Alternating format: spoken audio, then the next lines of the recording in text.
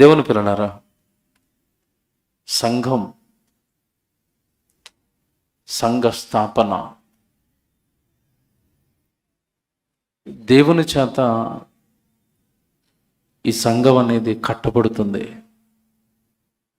సంఘాన్ని కట్టమని ఎవరు చెప్పారు మనకి అంటే దేవుడు చెప్పాడు.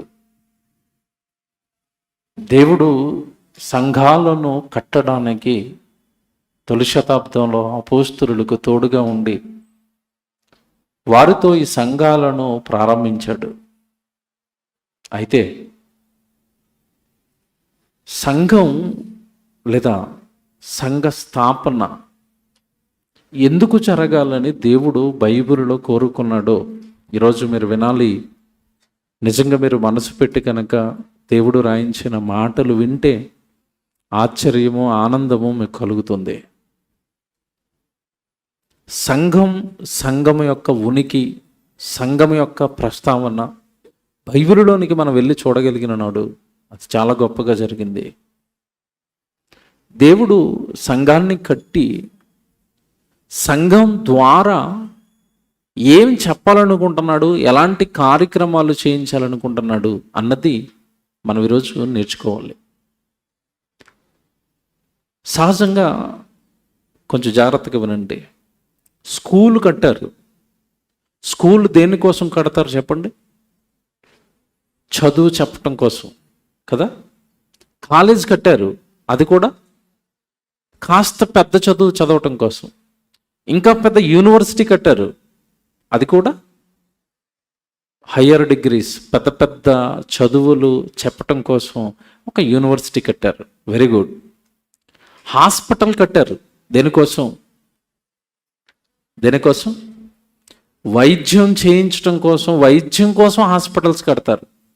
అంటే స్కూలు కట్టబడింది అంటే విద్య కోసం, హాస్పిటల్ కట్టబడింది అంటే వైద్యం కోసం. సంఘం ఎందుకు కట్టబడాలి? బాగా ఆలోచించాలి. సంఘాన్ని దేవుడు ఎందుకు కట్టమన్నాడు? అసలు సంఘం ద్వారా దేవుడు ఏం చేయించాలనుకుంటున్నాడు? మీరు నిజంగా వినాలి బాగా. బైబిల్ చూద్దాం. తిమోతికి రాసిన మొదటి పత్రిక, దయచేసి అందరూ బైబిల్ చూసుకోవాలి జాగ్రత్తగా.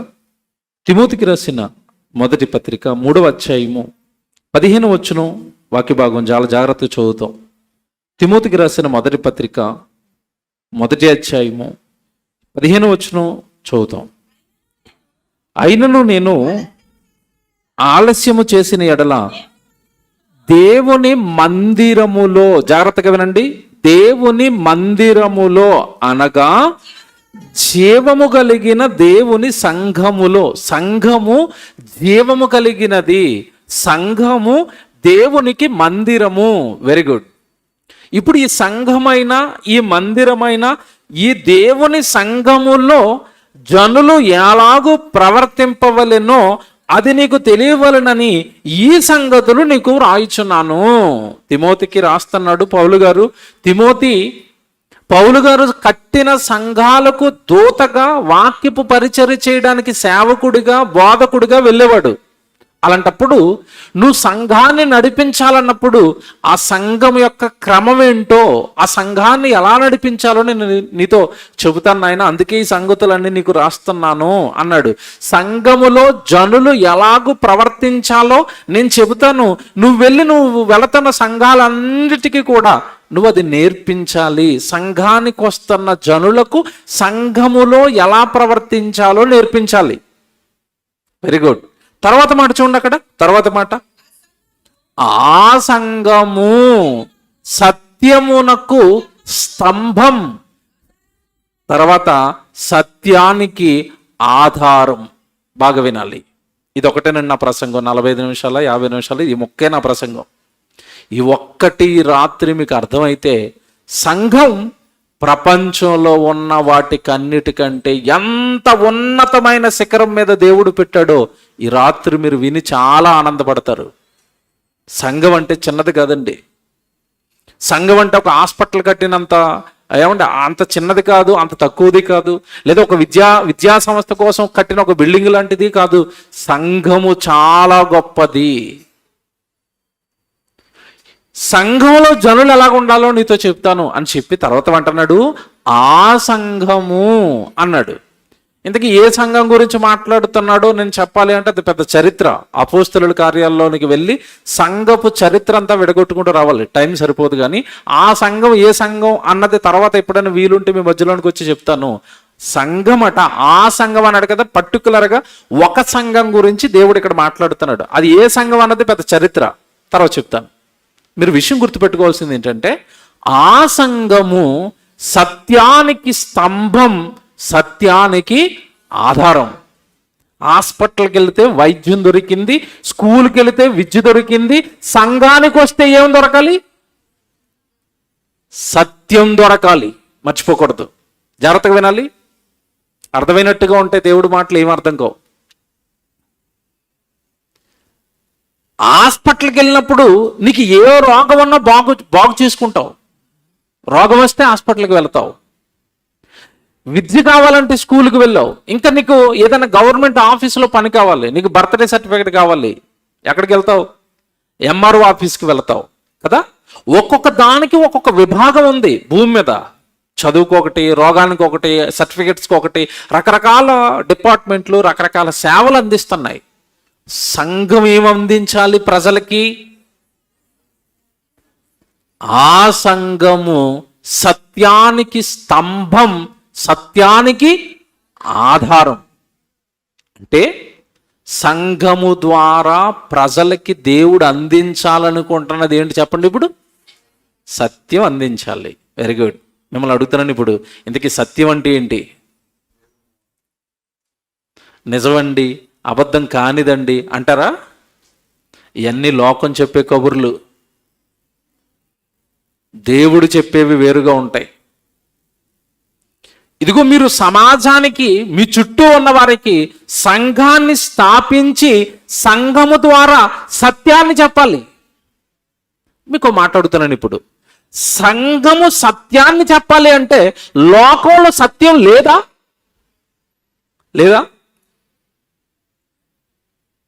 ఏమండి, ఈ ప్రాంతంలో స్కూలు పెట్టాలండి అన్నారంటే ఆ చుట్టుపక్కల ప్రాంతాలలో ఏం లేదు, చదువు చెప్పడానికి ఎవరో లేరు, స్కూల్ లేదు కనుక అక్కడ ఏం పెట్టాలనుకుంటున్నారు? స్కూల్ పెట్టాలి. ఇప్పుడు మీరు లోకానికి సత్యం చెప్పడానికి సంఘం కట్టండి అన్నాడు అంటే దేవుడు, లోకంలో సత్యం లేదా? ఉందా లేదా?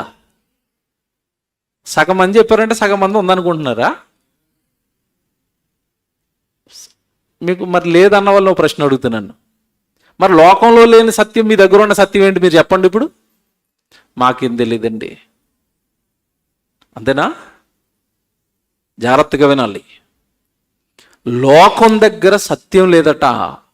క్రైస్తవుడు సంఘం కట్టి సంఘము ద్వారా లోకానికి సత్యాన్ని అందించాలి. సంఘం సత్యానికి స్తంభం, సత్యానికి ఆధారం. అదే అంటే సంఘములో తప్ప సత్యం అనేది ఇంకెక్కడ దొరకదు, అదే ఆధారం. అంటే అర్థం ఏంటి? సంఘములో తప్ప లోకానికి ఎక్కడ కూడా సత్యం దొరకదని అర్థం. ఆడదే ఆధారం. ఇది తెలుసు మనకి, తెలుసా? ఇది తెలుసు మనకి. ఈ చెప్పగా నువ్వు వచ్చిందంటే తెలిసింది. ఆడదే ఆధారం. దేనికి? కుటుంబం నడవాలంటే. ఇది బాగా అర్థమైంది. లోకానికి సంఘమే ఆధారం. దేనికి? సత్యం కావాలా, సంఘం దగ్గరికి పరిగెట్టనాలి. ఇంతకీ మన దగ్గరున్న సత్యం ఏంటి, లోకానికి తెలియదేంటి? ఇది కదా మనకి తెలియాలి. ఇది కదా మన బైబిల్లో ఇప్పుడు దేవుడిని అడగాలి. ఇది కదా మన బైబిల్లోంచి నేర్చుకొని సగర్వంగా నేను సత్యంలో ఉన్నానన్న ధైర్యంతో ఈ సత్యాన్ని నువ్వు సమాజానికి అందించాలి. క్రైస్తవుడు అనగానే మీరు ఎంతకాలం ఎలా ఫీల్ అయ్యారో ఈరోజు నుంచి బాగా ఫీల్ అవుతారు మీరు. క్రైస్తవుడు, సంఘంలోనికి చేర్చబడిన క్రైస్తవుడు సత్యం దగ్గరకు వచ్చాడు, సత్యం నేర్చుకుంటున్నాడు, సత్య సంబంధి, సత్యాన్ని లోకానికి అందించేవాడు. అంత గొప్పవాడు క్రైస్తవుడు. తెలుసా? మనం ఏమనుకుంటామంటే ఎవరైనా బైబిల్ ఎట్టుకెళ్తున్నప్పుడు గుడికి వెళ్తున్నామో మతంలో దిగిపోయామంటే మనం ఏం చేస్తామంటే బైబిల్ ఎలా మడిచి సంకలు ఎవరికి కనపడకుండా చిచ్చిచ్చి ప్రౌడ్గా ఫీల్ అవ్వాలి మనం. అవునండి, నేను చర్చికి వెళ్తున్నాను, చర్చిలో నేను సత్యం తెలుసుకున్నాను, నీకు తెలీదు, నా వెనకాల వస్తే నీకు సత్యం నేర్పిస్తాను అనాలి. అంతే తప్ప నువ్వు దాచుకోక బైబిల్. చాలా మంది చర్చికి వచ్చేటప్పుడు కవర్లో పెట్టుకుని వస్తారు. ఎందుకు? ఎక్కడికి వెళ్తున్నారో కూడా ఎవరికి ఎందుకు అంత దాక్కుని ఎందుకు భక్తి చేస్తున్నావు? అంత ఎవరికి తెలియకుండా నువ్వు రావలసినంత చిన్నవాడు కాదే యేసు ప్రభు. నువ్వు నమ్మిన నీ రక్షకుడు చిన్నవాడు కాదు. నువ్వు నమ్మిన నీ రక్షకుడిలో ఉన్న ఏ గుణం ప్రపంచంలో ఎవరికి లేదు. అంత మంచి ఆయన దగ్గరకు నువ్వు వచ్చావు. అలాంటప్పుడు నువ్వు బైబిల్ ఎందుకు దాచుకుంటున్నావు? యేసు ప్రభు, ఏమంటే యేసు ప్రభు గురించి చెప్తాను. దయామయుడు అని చెప్పాలంటే ఎవరి పేరు చెప్పాలి చెప్పండి? టోటల్ ప్రపంచం మొత్తంలో అడుగుతున్నాను నేను, భారతదేశం కాదు. దయామయుడు అనాలంటే ఎవరి పేరు ఎత్తాలి? యేసుప్రభు ఎత్తాలి. కరుణామయుడు అనాలి అంటే యేసుప్రభు పేరు ఎత్తాలి. క్షమా కలిగిన వాడు అనాలి అంటే ఎవరి పేరు ఎత్తాలి? యేసుప్రభు. ప్రేమామయుడు అంటే ఎవరి పేరు ఎత్తాలి? ఈయన మీ ఊరికో మీ గల్లీకో ప్రేమామయుడు దయామయుడు కాదు. ప్రపంచం మొత్తానికి ప్రేమామయుడు కరుణామయుడు దయామయుడైన ఆయన దగ్గరికి వచ్చి నువ్వు ఎందుకు సిగ్గుపడుతున్నావు? ఐఎమ్ క్రిస్టియన్, నేను క్రైస్తవుడిని, క్రీస్తును ప్రకటిస్తున్నాను. క్రీస్తు ఆయన బ్రతుకున్న కాలంలో ఈ లోకానికి సత్యం అందించాడు. అది నేను ఇప్పుడు సంఘంగా కట్టి నా సంఘము ద్వారా ఆ సత్యాన్ని నా చుట్టూ ఉన్న నా తరానికి అందిస్తున్నాను అనాలి. అది క్రైస్తవ్యం అంటే. చెప్తాను ఇప్పుడు. సత్యం ఏంటండి, సత్యం ఏంటి, సత్యం అంటున్నారు కదా, ఇంతకీ మన దగ్గర ఉన్న అంత గొప్ప సత్యం ఏంటి అని మీరు అనుకుంటున్నారేమో. చెప్తాను నేను, కరెక్ట్గా మీకు అర్థమయ్యేటట్టుగా చెప్తాను. సంఘం సత్యానికి స్తంభం, సత్యానికి సంఘమే ఆధారం. అంటే సంఘము లేకపోతే లోకానికి ఏం దొరకదు? సత్యం దొరకదు. అప్పుడప్పుడు మీరు చూడండి, గ్రామాల్లో గవర్నమెంట్ హాస్పిటల్ ఉంటాయా? ఉంటాయి. ఎందుకు ఆ గవర్నమెంట్ హాస్పిటల్ ఉంటుందంటే, ఎవరైనా వైద్యం చేయించుకోలేనివారు, డబ్బులు లేని వాళ్ళు, ఏమండి మరి డెలివరీలు కానివ్వండి, చిన్న చిన్న అనారోగ్య సమస్యలు వచ్చినప్పుడు కానివ్వండి, ఆ ఊరిలో ఉన్న పేదవాళ్ళందరికీ కూడా గవర్నమెంట్ హాస్పిటల్ ఏమైంది? ఆధారం అయ్యింది. అవునా? మనకి ఇప్పటికీ కూడా ఏమైనా పెద్ద పెద్ద ఏమైనా ఆపరేషన్స్ కానీ అలాంటివి కానీ జరగాలనుకోండి, మనం కూడా ఎక్కడికి వెళ్తాం ఇప్పుడు? గాంధీ హాస్పిటల్కో, లకడికపుల్లో ఉన్న నిలూపర్ హాస్పిటల్కో వెళుతున్నాం, ఏమంటే ఉస్మానియా హాస్పిటల్కి వెళుతున్నాం. దాని గురించి ఏం మాట్లాడతారంటే, పేదల వైద్యానికి ఇవి మాత్రమే ఆధారం అని అంటారు. అంటే అవి లేకపోతే పేదలకు ఏం దొరకదు? వైద్యం దొరకదు. ఇప్పుడు మిమ్మల్ని అడుగుతున్నాను, సత్యానికి సంఘం ఆధారం అంటే సంఘం లేకపోతే లోకానికి ఏమందదు? అది ఎంత గొప్పదా సంఘం? సంఘం అంటే ఇంత గొప్పదా? సంఘానికి ఇంత ఖ్యాతి ఉండాలని దేవుడు కోరుకున్నాడా? అవునండి, అవును. యేసు ప్రభు ఆయన సిలువేస్తున్న కాలంలో, సిలువకు ముందండి చాలాసార్లు ఆ రోజున్న రోమా గవర్నర్స్ ముందు నిలబెట్టారు. యోదయ దేశం అనే ఒక దేశం ఉంటుంది బైబిల్లో. ఆ యోదయ దేశానికి పొంతు పిలాతు గవర్నర్గా ఉన్నారు. ఆ గవర్నర్ ముందు ఒక రోజు యేసుప్రభుని నిలబెట్టారు. యేసుప్రభుని నిలబెట్టి ఆయన మీద ఏమన్నా ఆ రోజున్న ప్రధాన యాజకులు, యూదులు ఆయన మీద వేసిన కేసు ఏంటంటే, ఈయన రాజునని చెప్పుకుంటున్నాడండి అన్నారు. అప్పుడు పిలాతు అంటున్నాడు యేసుప్రభు దగ్గర నిలబడి, నువ్వు రాజు అని చెప్పుకుంటున్నావటే కదా, నువ్వు రాజువా అన్నాడు. చూసారా, పిలాతుకి మతిపోయిందనమాట యేసుప్రభుని చూసి. గవర్నర్, అధిపతి, నువ్వు రాజువా అన్నాడు. అందుకు యేసుప్రభు ఏమన్నాడు తెలుసా? ఎస్, నీవన్నట్టు నేను రాజునే. చూడండి ఎంత బాగుంటుంది ఈ సందర్భం. 18వ అధ్యాయము, యోహాను సువార్త 18వ అధ్యాయం 37 చూద్దాం. యోహాను సువార్త 18వ అధ్యాయం 37వ వచనం. అందుకు పిలాతు, నీవు రాజువా అని ఆయన్ని అడగగా, యేసు, నీవన్నట్లు నేను రాజునే, ఐఎమ్ ద కింగ్, నేను రాజుని, ఈ లోకానికి ఏకైక రాజుని, నేను చక్రవర్తిని, నేను, నాకు రాజ్యం ఉంది ఇక్కడ. కానీ నా రాజ్యము ఈ లోక సంబంధమైనది కాదు. నీ కంటికి కనబడని రాజ్యాన్ని ఒకటి స్థాపించేశాను ఆల్రెడీ. ఆ రాజ్యానికి నేను రాజుని. అదే సంఘం. Very good. కింద ఒక మాట అంటాడు చూడండి, నువ్వు రాజువా అన్న వెంటనే ఎస్ నువ్వు అన్నట్టు నేను రాజునే అని చెప్పి సత్యమును గూర్చి సాక్ష్యమిచ్చుటకు నేను పుట్టి తిని అండర్లైన్ చేయండి. ఎందుకు వచ్చాడట? సత్యం అనేది ఒకటి ఉంది, సత్యం అనేది ఒకటి ఉంది, సత్యం అనేది ఒకటి ఉంది. ఆ సత్యం గూర్చి సాక్ష్యం ఇవ్వడానికి నేను పుట్టాను. యేసుప్రభు ఎందుకు వచ్చాడు ఇప్పుడు చెప్పండి? సత్యం గూర్చి సాక్ష్యం ఇవ్వడానికి వచ్చాడు. సాక్ష్యం ఇచ్చాడు, సాక్ష్యం ఇచ్చి సంఘాన్ని కట్టాడు. ఆ సంఘంలోనికి, ఆ సత్యంలోనికి నిన్ను చేర్చాడు. చేర్చిన తర్వాత నేను కట్టిన ఈ సంఘం సత్యానికి స్తంభం, సత్యానికి ఆధారం. చూసారు ఎంత బాగుందో బైబిల్, చూసారు ఎంత బాగా కలుస్తుందో. ఎక్కడో పిలాతు ముందు యేసుక్రీస్తు వారు మాట్లాడిన మాట, తిమోతి పత్రికలో పౌలు గారు తిమోతితో చెప్తున్న మాట ఎంత కరెక్ట్గా మ్యాచ్ అయ్యే చూడండి. సత్యం చెప్పడానికి వచ్చాను ఈ లోకానికి అన్నాడు పిలాతు ముందు.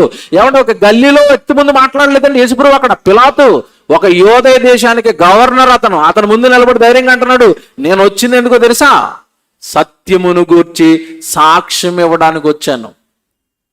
మరి అందరూ సత్యాన్ని నమ్ముతారా? నిజాన్ని అందరు నమ్ముతారండి? అబద్ధాన్ని ఎక్కువ మంది నమ్ముతారా, నిజాన్ని ఎక్కువ మంది నమ్ముతారా?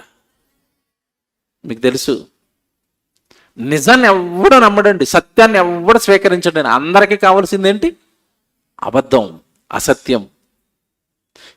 అది గమనించిన యేసుప్రభు కింద ఒక మాట అంటాడు, నేను సత్యమును గూర్చి సాక్ష్యం ఇచ్చుటకు నేను పుట్టి తిని, ఇందు నిమిత్తమే ఈ లోకమునకు వచ్చి తిని, సత్య సంబంధి అయిన ప్రతి వాడు నా మాట వింటాడు. అందరూ వినరు నా మాట. వాడిలో కూడా సత్యానికి సంబంధించిన బీజాలు ఉండాలి. వాడు సత్య సంబంధి అయి ఉండాలి. వాడు నా మాట వింటాడు అన్నప్పుడు పిలాతు చూడండి ఏమంటున్నాడు. ఈ మాటలకు ఆశ్చర్యపోయాడండి పిలాతు. ఇటు లోకం మొత్తం సత్యం చెప్పడానికి వచ్చావా నువ్వు? అంటే నాకు గవర్నర్ అయిన నాకు ఈ లోకానికి సత్యం తెలీదా? ఎందుకే నువ్వు చెప్పే సత్యం ఏంటో చెప్పు, నేను వింటాను అన్నాడు. చెప్పాడా యేసుప్రభు? చెప్పడు. అది యేసుప్రభు అంటే. గవర్నర్ అడుగుతున్నాడు చూడండి, కింద చూడండి గవర్నర్ ఏమంటున్నాడు, ఇందు నిమిత్తం ఈ లోకమునకు వచ్చి తిని సత్య సంబంధి అయిన ప్రతి వాడు నా మాట వినునను. అందుకు పిలాతు సత్యమనగా ఏమిటి? ఎవరిని అడుగుతున్నాడు? నేను సత్యం చెప్పడానికి వచ్చావా? సత్యం గురించి సాక్ష్యం ఇవ్వడానికి, లోకం మొత్తానికి సత్యం చెప్పడానికి వచ్చావా? ఇంతకీ మాకు తెలియని సత్యం ఏంటి, నువ్వు చెప్పే సత్యం ఏంటి చెప్పు అన్నాడు. చెప్పాడా? చెప్పడు. ఎవరికి పడితే వాళ్ళకి చెప్పడు. వినే మనసు ఉండాలి, విని అర్థం చేసుకునే మనసు ఉండాలి, విని నమ్మే మనసు ఉండాలి. వాళ్ళతోనే చెబుతాడు. నువ్వు గవర్నర్ అయ్యి ఉండి కూడా సత్యం అంటే ఏంటో నీకు తెలియలేదు కదా. తెలీదు, నీకే కాదు లోకంలో ఉన్న ఎవ్వరికి సత్యం తెలీదు. సత్యం గురించి సాక్ష్యం ఇవ్వడానికి నేను ఈ లోకానికి వచ్చాను. ఏంటండి ఇంతకీ సత్యం? ఏంటి సత్యం? సమూయేలు 2వ గ్రంథం జాగ్రత్తగా తీసుకోండి. సమూయేలు 2వ గ్రంథం 7వ అధ్యాయము 28వ వచనం రాసుకోండి జాగ్రత్తగా. సమూయేలు 2వ గ్రంథం 7వ అధ్యాయము 28వ వచనం. యెహోవా నా ప్రభువా, మేలు దయచేదు అని నీవు నీ దాసుడనైన నాకు సెలవిచ్చుచున్నావే. ఇక్కడి నుంచి జాగ్రత్తగా చదవండి. నీవు దేవుడవు గనుక నీ మాట సత్యం. ఆగండి, ఏమన్నాడు అక్కడ? నీవు దేవుడవు గనుక నీ మాట సత్యం. నువ్వు మనిషివి గనుక నీ మాట ఎంత బాగుంది, అర్థమైందా లేదా? నీవు దేవుడవు కనుక నీ మాట సత్యం. మనిషి మాట అబద్ధమేనా? మనుషుల మాటలండి పచ్చి అబద్ధాలండి. ఏ మనిషిని మీరు ఏమంటే కథపండి, అతను నోట నుండి వచ్చే ప్రతి మాట అబద్ధం. మనం రోడ్డు మీద ఆహారం కొనుక్కోవడానికి వెళ్తున్నాం, పళ్ళు కొనుక్కోవడానికి వెళ్ళారు. యాపిల్ పండ్లని మీరు కొనుక్కుంటున్నారు కదా, ఆ యాపిల్ పండ్లా నిజమేనా? ఒరిజినల్గా చెట్టును ముగ్గిపోయిన యాపిల్ పండు అనుకుంటున్నారా? అది కాదు.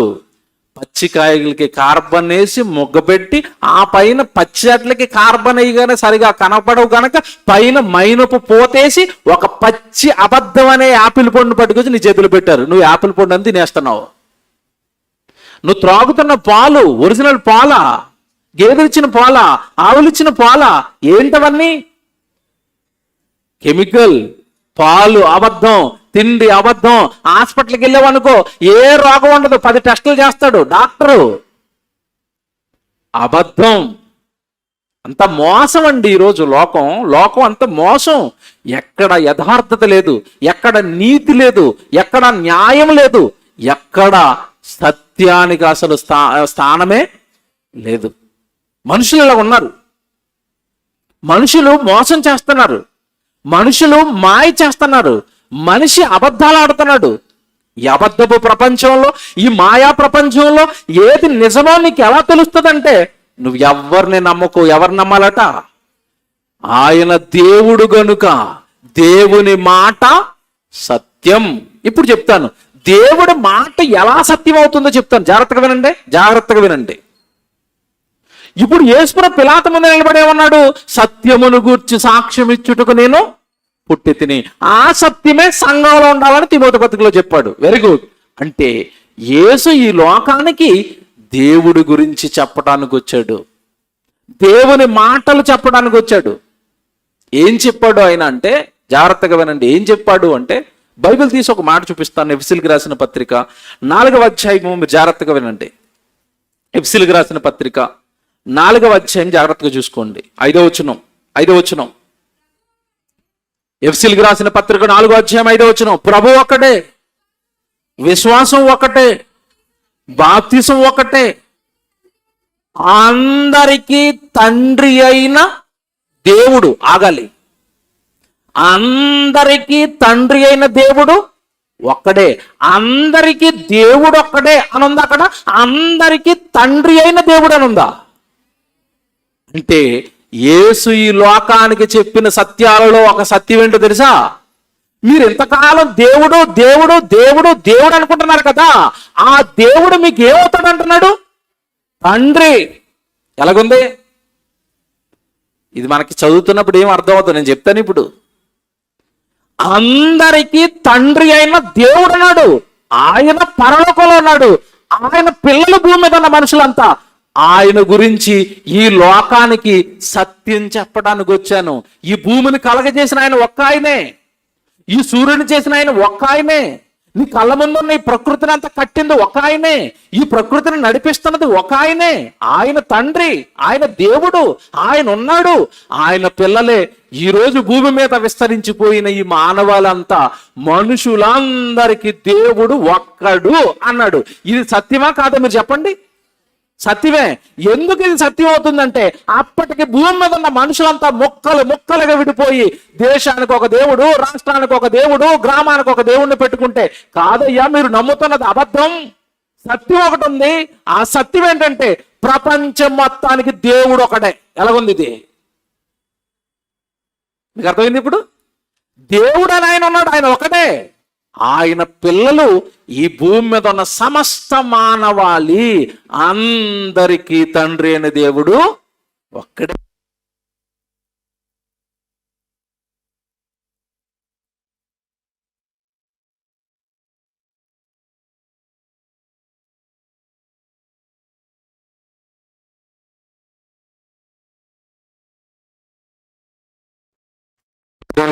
హలో, వచ్చింది.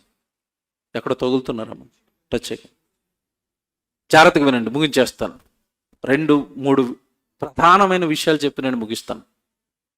యేసుప్రభు ఈ లోకానికి వచ్చి చెప్పిందండి, తండ్రున్నాడు. యోహాను సువార్త 20వ అధ్యాయము 17వ వచనం కూడా చూడండి, ఎంత మంచి మాట పలుకుతాడు చూడండి. యోహాను సువార్త 20వ అధ్యాయము 17వ వచనం. యేసుక్రీస్తు వారు చనిపోయాడండి, తిరిగి లేచాడు. తిరిగి లేచిన తర్వాత ఇంకా దేవుడి దగ్గరికి వెళ్ళక మునుపుచ్చి పలుకుతున్న మాట ఇది. యేసు ఆమెతో, నేను ఇంకనూ తండ్రి యొద్దకు ఎక్కిపోలేదు కనుక నన్ను ముట్టుకొనవద్దు. అయితే నా సహోదరుల యొద్దకు వెళ్ళి. ఎవరు ఈయన సహోదరులు? ఎవరి గురించి మాట్లాడుతున్నాడు తెలుసా? నా సహోదరుల యొద్దకు వెళ్ళి అంటే శిష్యులు. వాళ్ళ దగ్గర ఏమంటే వాళ్ళు నా శిష్యుల యొద్దకు వెళ్ళి అన్నాడా, నా సహోదరుల యొద్దకు వెళ్ళి అన్నాడా? సహోదరుల వాళ్ళు, నా సహోదరుల వాళ్ళు, నా సహోదరుల వద్దకు వెళ్ళి నా తండ్రియు మీ తండ్రియు, చూడండి జాగ్రత్తగా, నా తండ్రియు మీ తండ్రియు, నా దేవుడు మీ దేవుడైన వాని వద్దకు నేను ఎక్కిపోచున్నాను. నాకు తండ్రి మీకు తండ్రి, నాకు దేవుడు మీకు దేవుడు. చూసారా, దేవుడు మనకి ఏమవుతాడని నిరూపిస్తున్నాడు, తండ్రి. ఇప్పుడు మాట్లాడుతాను నేను, ఇప్పుడు జాగ్రత్తగా వినండి. మీరు అందరూ ప్రార్థన చేస్తారు ఏమని, పరలోకమందున్న మా తండ్రి. అలాగ అనమని మనకు నేర్పింది కూడా ఎవరు? యేసుప్రభువే. మత్తయి సువార్త 6:9 ఉంటుంది ఇది. ప్రభా, మేము ప్రార్థన చేయాలనుకుంటున్నాం, మాకు నేర్పించి అన్నప్పుడు ఎలా చేయమన్నాడు ప్రార్థన? పరలోకమందున్న మా తండ్రి. అంటే దేవుడిని తండ్రి అనండి అన్నాడు. మీరు ఎంతమంది అంటున్నారు నాకు చెప్పండి. ఆలోచించుకుని చెయ్యొత్తండి, ప్రశ్న వేస్తాను. చెయ్యత్తలేదు ఎవరో. తండ్రి అని అంటామండి, దేవుడిని అంటాం, మాట వరుసగా అంటున్నాం. తండ్రి అని హృదయపూర్వకంగా ఎవరు అంటున్నారు మీలో? తండ్రి అని హృదయపూర్వకంగా ఎవరు అనగలుగుతున్నారు దేవుడిని? మీకు ఇది అర్థమైందో లేదోనండి. తండ్రి అని దేవుడిని మనకి పరిచయం చేసి దేవుడిని మనకి ఎంత దగ్గర చేశాడో తెలుసండి యేసుప్రభు. మీకు ఒక ఉదాహరణ చెప్తాను. ఇప్పుడు మనకి ఎమ్మెల్యే గారు ఉంటారు కదా, ఎమ్మెల్యే గారు నిజానికి నియోజకవర్గానికి తండ్రి, అయినా మొత్తం అందరికీ తండ్రి, ఓవరాల్గా అందరికీ తండ్రి. ఆయన ఒక రోజు ఫోన్ చేసి మీకు పర్సనల్గా ఎవరో ఒకరికి, అమ్మా ఈ నియోజకవర్గంలో ఎవరో ఒకరు నేను దత్తత తీసుకోవాలనుకుంటున్నాను, రేపు నుంచి నువ్వు బ్యాగ్ మొత్తం బట్టలు సర్దుకుని మా ఇంటికి వచ్చే, ఇక నుంచి నేను మీకు మీ నాన్నని అన్నాడు అనుకోండి ఎమ్మెల్యే గారు, ఎలాగుంటుంది మీకు? నాకు చేయమనండి ఫోన్, కొంచెం నెంబర్లు ఇవ్వడానికి వస్తారు మీరు కదా. ఎమ్మెల్యే మీ నాన్న అంటే మీకు ఎలాగుంది? ఆనందం. ఎమ్మెల్యే గారు నాన్నగారు అంటే ఆనందం. ఇంకా ముఖ్యమంత్రి గారు ఫోన్ చేసి నేను మీకు నాన్నగా ఉంటాను, నేను దత్తత తీసుకుంటాను వచ్చి అన్నాడు అనుకోండి, ఇంకెలాగుంటుంది ఫీలింగ్? ముఖ్యమంత్రి గారు నాకు నాన్న. ప్రధానమంత్రి గారు ఫోన్ చేస్తే ఇంకా పెద్ద గొప్ప ఫీలింగ్ కదండి. అమ్మో, ప్రధానమంత్రి గారు నాకు నాన్నండి. ఇప్పుడు మీ తండ్రి మీ దేవుడు అని మీకు పరిచయం చేసింది ఎవరినో తెలుసా? ఈ సృష్టిని కలిగించిన సృష్టికర్తను యేసు ప్రభు మీకు తండ్రిని చేశాడు. ఎంత బాగుందండి. ఈ భూమి మీద ఉన్న సమస్త మానవాళి, సమస్త దేశాలలో ఉన్న సమస్త మానవాళికి దేహాలను కట్టిన దేవుణ్ణి పట్టుకొచ్చి మీరు నాన్నని పిలవండి అన్నాడు. ఎంత బాగుంది. ఏమంటే ఈరోజు నేను ఒకటి చెప్తాను, ఈరోజు ప్రపంచంలో ఉన్న ఎవరైనా దేవుణ్ణి మొక్కుతున్న వాళ్ళు ఏ దేవుణ్ణైనా తండ్రి అనగలరా? అనలేరు. కానీ మీరంటారా? అంటున్నారు. అంటే దేవుడిని తండ్రిగా మీకు దగ్గర చేసింది ఎవరు చెప్పండి? యేసు ప్రభు. ఇది సత్యం కదా. ఈ సత్యం లోకానికి తెలుసా? భూమి మీద ఉన్న సమస్త మానవాళికి దేవుడు ఒక ఆయన ఉన్నాడు, ఆయన తండ్రి. ఆయన పిల్లలు మనమంతా ఆయన సన్నిధికి వెళ్ళాలి, ఆయనకు మొక్కాలి, ఆయనకు ఆరాధన చేయాలి, ఆయన స్తుతించాలి, ఆయన మహిమపరచాలి, ఆయన పని చేయాలి, ఆయన గురించి ప్రకటించాలి, ఆయన చెప్పిన వాక్య ప్రకారం నేను బ్రతకాలన్న సత్యం ఈ లోకంలో ఎంతమందికి తెలుసు? తెలీదు. ఇంకోటి చెప్తాను, ఇది ఒక్కటి చెప్పాను, ఇలా చాలా ఈ రాత్రి అంతా చెప్తాను నేను ఆయన చెప్పిన సత్యాలు. కానీ మనకు టైం తక్కువ కదా, ఒక రెండు చెప్పి వదిలేస్తాను. ఇంకోటి చెప్తున్నాను, ఇప్పుడు జాగ్రత్తగా వినండి. మీ పిల్లలు మీరు స్కూల్కి పంపించారనుకోండి, 3వ తరగతో 4వ తరగతో 5వ తరగతి వచ్చిన పిల్లోడికి మనుషులు భూమి మీద ఉన్న మొట్టమొదటి మనిషి ఎలా పుట్టాడు అని మీరు అడగండి, ఒక టక్కున ఆన్సర్ చెప్తాడు. ఏం ఆన్సర్ చెప్తాడు? ఏం చెప్పాడు? కోతు నుండి వచ్చారండి. ఇది సత్యమా అసత్యం నాకు చెప్పండి. మరి ఎందుకు పంపిస్తున్నారు స్కూల్కి కదా? ఏదోనండి, 60-70 ఏళ్ళు బ్రతకాలి కదండి, పట్ట పుచ్చుకొని ఏదో ఉద్యోగం చేసుకుని ఆడు పొట్ట గడుపుకోవాలి కదండి, అందుకేనండి అది. మరి సత్యం ఏంటో చెప్పు. భూమి మీద ఉన్న తొలి మానవుడు కోతు నుండి రాలేదు. భూమి మీద ఉన్న తొలి మానవుని దేవుడు తన స్వహస్తాలతో నేల మట్టిని తీసి చేశాడు. ఆయనే ఆదాము. ఇది లోకానికి తెలుసా? తెలీదు. నీకు తెలుసా? తెలుసు. నువ్వు సత్యంలో ఉన్నావా అసత్యంలో ఉన్నావా? సత్యంలో ఉన్నావు. ఇప్పుడు లక్షల రూపాయలు ఫీజులు కట్టి చదివిస్తున్న నీ కొడుకు సత్యంలో ఉన్నాడా అసత్యంలో ఉన్నాడా? బా, చర్చ్ ఎంత సూపర్ అండి. ఇప్పుడు స్కూల్ సూపరా చర్చ్ సూపరా? అందుకే అన్నాడు, సంఘము సత్యానికి స్తంభం, సత్యానికి ఆధారం. ప్రపంచమా, నువ్వు నమ్మినంత ఒట్టి అబద్ధం. నా సంఘానికి రా, సత్యాలు దొరుకుతాయి నీకు అన్నాడు. అర్థమైంది ఇప్పుడు మీకు? సంఘం సత్యానికి స్తంభం అంటే అర్థమైందా? ఇలాంటివి మీకు ఎన్ని చెప్పమంటారు? ఇంకోటి చెప్తాను, చదువుకున్న పిల్లలకి అర్థమవుతుంది. ఇది కొంచెం జాగ్రత్తగా వినండి. భూమి, మనం ఉంటున్న ఈ భూమి ఉంది కదండి, ఈ భూమి ఎలాగుంది అని మనుషుల్ని అడిగినప్పుడు అండి, తొలుత ఏమని చెప్పారంటే చతురస్రాకారంలో ఉంది, దీర్ఘ చతురస్రాకారంలో ఉందని కొంతమంది చెప్తే, మన భారతదేశానికి చెందిన శాస్త్రవేత్త ఆర్యభట్ట ఆయన ఏం చెప్పారంటే భూమి బల్లపరుపుగా ఉంది అని చెప్పారు. ఆ తర్వాత చాలా కాలానికి హబుల్ టెలిస్కోప్ కనుగొన్న తర్వాత ఆకాశంలోకి వెళ్ళి భూమికి ఫోటో తీస్తే భూమి ఎలా ఉందో తెలుసా? గుండ్రంగా ఉంది. అప్పటికి చెప్పిన వాళ్ళు అందరు నోటి మీద వేలేసుకుని మేము తప్పు చెప్పేశాం అన్నారు. ఇప్పుడు ఈ సైన్సిస్టులకి అందరికీ సూపర్ సైన్సిస్ట్ ఉంటాడు బైబిల్లో, ఆయన యోబు గారు, మహాజ్ఞాని. పాత నిబంధన కాలంలో ఆయన ఒక మాట రాశాడు బైబిల్లో. యోబు గ్రంథం 37వ అధ్యాయం చూడండి ఒకసారి, ఎంత మంచి మాట చూడండి. ఇది 12వ వచనం.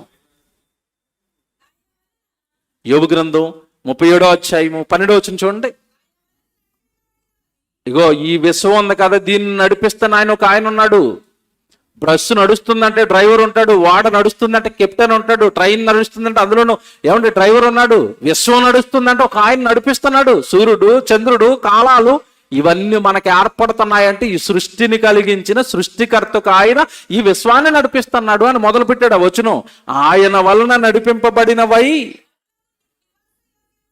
నరులకు నివాసయోగ్యమైన భూగోళం అన్నాడా, భూమి బలపరపు అంటున్నాడు అక్కడ. ఎంత బాగుందండి బైబిల్. ఇది శాస్త్రవేత్తలు చెప్పిన తర్వాత రాసింది కాదు. యోబు గారు అనేసరికి క్రీస్తుకు పూర్వం 1500 సంవత్సరాల క్రితం వాడు, సుమారుగా అబ్రహాం గారి కాలానికి చెందినవాడు ఈయన. అప్పుడే చెప్పేశాడు భూమి ఎలా ఉందట, గోళం.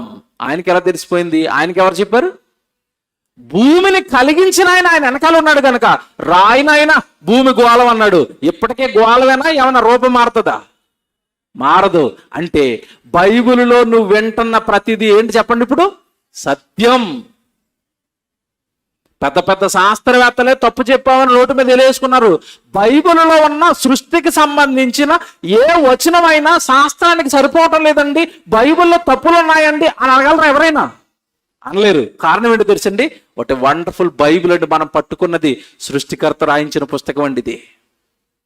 సత్యం. ఇది సమాజానికి అందించవలసిన సత్యాలు. నీకు ధైర్యాన్ని ఇస్తుంది. వాక్యం నీ బ్రతుకును మారుస్తుంది. వాక్యం పరలోకానికి నిన్ను చేరుస్తుంది. వాక్యం సత్యం. క్రైస్తవులు తన దగ్గరకు పిలిచింది యేసుప్రభు ఎందుకో తెలుసండి? మత్తయి సువార్త 11వ అధ్యాయం 28. త్వరగా రాసుకోండి. మత్తయి సువార్త 11వ అధ్యాయం 28 రాసుకోండి జాగ్రత్తగా.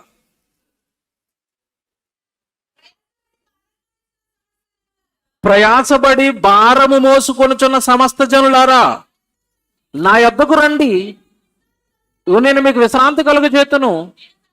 నేను సాత్వికుడను, దీన మనసు గలవాడను కనుక మీ మీద నా కాడి ఎత్తుకొని నా యొద్ద నేర్చుకొనుడి.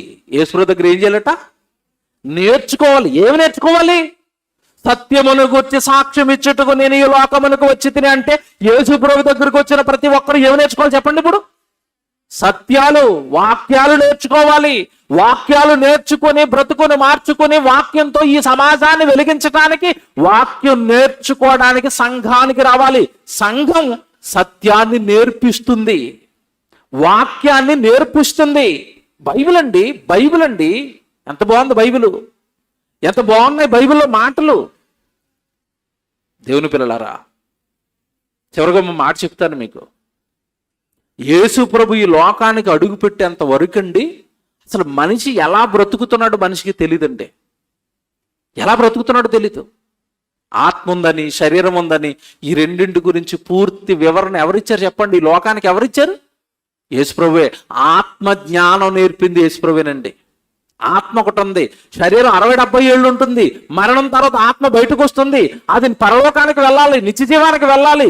60-70 ఏళ్ళు ఉండే ఈ శరీరం గురించి ఆలోచిస్తున్న ఓ మనిషి మరణం తర్వాత బయటకు వచ్చే ఆత్మకు పడే శిక్ష గురించి, ఆత్మకు వచ్చే లోకం గురించి నువ్వేం ఆలోచించావు అని, పరలోక రాజ్యము పాతాళము అని ఏమండి మనిషి మరణం తర్వాత వెళ్ళబోయే ప్రయాణాల గురించి కళ్ళ ముందున్న ప్రకృతిని ఏమండి కళ్ళ ముందు పెట్టి ప్రకృతిలో నుండి పరలోకము పాతాళం అన్న పాఠాలు నేర్పించాడు యేసుక్రీస్తు వారి లోకానికి. తెలియదు చాలా మందికి. అసలు లోకానికి యేసుప్రభు దగ్గరకు వస్తే కదండి సత్యాలన్నీ తెలిసేవి. యేసుప్రభు ఎంత గొప్పోడా, ఇన్ని జ్ఞానపు సంగతులు చెప్పాడా అని అనుకుంటారు. అలా అనుకోవాలి అంటే నువ్వు జ్ఞానిగా మారాలి కదా సంఘానికి వచ్చి. ఓపెన్గా చెప్పనండి, నేను చాలా మంది గుడికి వచ్చేటప్పుడు బైబిల్ తెచ్చుకోరండి. అవును కదా చెప్పండి, తెచ్చుకుంటారా తెచ్చుకోరా? చాలా మంది తెచ్చుకోరు. ఇది ఎలాగుంటుంది తెలుసా? పిల్లోడిని పుస్తకాలు ఇవ్వకుండా స్కూల్కి పంపించామనుకోండి, మాస్టర్ ఏం చేస్తాడు? నడ్డి మీద వేస్తాడు. ఇప్పుడు బైబిల్ తెచ్చుకునే వాళ్ళు పాస్టర్ గారు కూడా ఏం చేయాలి చెప్పండి? ఖచ్చితంగా కొట్టాలంటాను నేను. బైబిల్ లేకపోతే నీ బ్రతుకు ఎక్కడది? ఇంకా బైబిల్ లేకపోతే దేవుడు ఏమర్థం అవుతాడు నీకు? బైబిల్ లేకపోతే అసలు నీ జీవితం ఏముంది? బైబిల్ లేకపోతే నీ జీవిత గమనానికి మార్గదర్శనం ఏముంటుంది? నువ్వు ఎలా బ్రతకాలి, ఏం మాట్లాడాలి, ఏం చెయ్యాలి, ఏం చెయ్యకూడదు, ఇవన్నీ నీకు చెప్పేది బైబిల్ కదా. ఆ బైబిలే పట్టుకుని రాకుండా నువ్వు గుడికి వచ్చేస్తే ఇంక నీ జీవితాన్ని ఎవరు బాగు చేస్తారు చెప్పు? ఎవరు మారుస్తారు నిన్ను? వింటున్నారు వెళ్ళిపోతున్నారు, వింటున్నారు వెళ్ళిపోతున్నారు. చేతిలో బైబిల్ ఒకటి పెట్టుకుని ఏమంటే సేవకులు చెప్తున్న వచనాలు రాసుకుని ఇంటికి వెళ్ళిన తర్వాత ఆ వచనాలు మళ్ళీ చదివితే ఆ వాక్యం నీ హృదయంలో ఉండి నువ్వు పాపం చేయకుండా నిలబడగలుగుతావు. ఏమంటే స్కూల్లో పాఠాలు చెప్పిన తర్వాత పిల్లలకి మళ్ళీ హోంవర్క్ ఎందుకు ఇస్తారు? మీరు చెప్పండి. ఇప్పుడు నాకు మీ పిల్లలు హోంవర్క్ చేస్తున్నారా? ఎందుకు ఇస్తున్నారు హోంవర్క్? ఇంటికి వెళ్ళిన తర్వాత ఇది మర్చిపోకూడదని. మరి మీరు ఇక్కడ బైబిల్ తెచ్చుకొని ఇక్కడ రాసుకుని ఇంటికి వెళ్ళిన తర్వాత మళ్ళీ బైబిల్ చదువుకోవాలి కదా. అప్పుడు కదా దేవుడు మీకు తోడుగా ఉంటాడు. కనుక దేవుని పిల్లరా, చివరిగా నేను చెప్పే మాట ఒకటే, యేసుక్రీస్తుల వారి లోకానికి ఏం చెప్పడానికి వచ్చాడట? సత్యం. ఆ సత్యం ఇప్పుడు ఎక్కడుంది? సంఘంలో. యేసును నమ్మకపోతే నిత్య నరకానికి వెళ్ళిపోతావు, మరణం తర్వాత పాతాళం ఉంది. ఇది సత్యం. మీకు తెలిసింది, లోకానికి తెలిసిందా? తెలియలేదు. అంటే ఇప్పుడు క్రైస్తవుడు సత్య సంబంధి. మర్చిపోకండి, ఇది గొప్ప వరం అండి మనకి. ఈ నిజాలన్నీ మనకి తెలియటం. సృష్టికర్త ఒక ఆయన ఉన్నాడని తెలిసిపోయింది మీకు. ఆయన మనకు తండ్రి అయిపోతాడని తెలిసింది. ఆయన దగ్గరకు మరణం తర్వాత మనం వెళ్ళిపోవాలని తెలిసింది. ఆయన దగ్గరకు మరణం తర్వాత మనల్ని చేర్చేది యేసుప్రభు యొక్క శిలువ త్యాగం, పాప క్షమాపణ అని తెలిసిపోయింది. ఇన్ని నిజాలు తెలిసి నువ్వు గొప్పడు కదా. మనం బైబిల్ ఎందుకు దాచుకుంటున్నావు? సిగ్గుపడుతూ గుడికి ఎందుకు వస్తున్నావు? ఎవరికో భయపడుతూ దాక్కుంటూ సేవకుడి దగ్గరికి ఎందుకు వస్తున్నావు? ధైర్యంగా రా, నేను సత్య సంబంధిని అని చెప్పు. ఎంత ప్రౌడ్గా ఉందండి. మీకు ఎలాగొంది చెప్పండి? మాట్లాడిన తర్వాత మీకు ఎలాగొంది మనసులో? నిజమేనండి, ఈ నిజాలన్నీ మాకు తెలుసు, లోకానికి తెలీదు. చర్చికి వచ్చి ఇప్పుడు మీరు గొప్పలు అయ్యారా? అవ్వలేదా? అయ్యారు. మీరైతే సరిపోద్దా? మీ కుటుంబంలో ఉన్న వాళ్ళని, మీ చుట్టుపక్కల ఉన్న వాళ్ళని, మీ బంధువులను కూడా మీరు ఏం చేయాలి? ఇప్పుడు సత్యంలోనికి నడిపించండి, సంఘానికి నడిపించండి. ప్రార్థన చేసుకుందాం.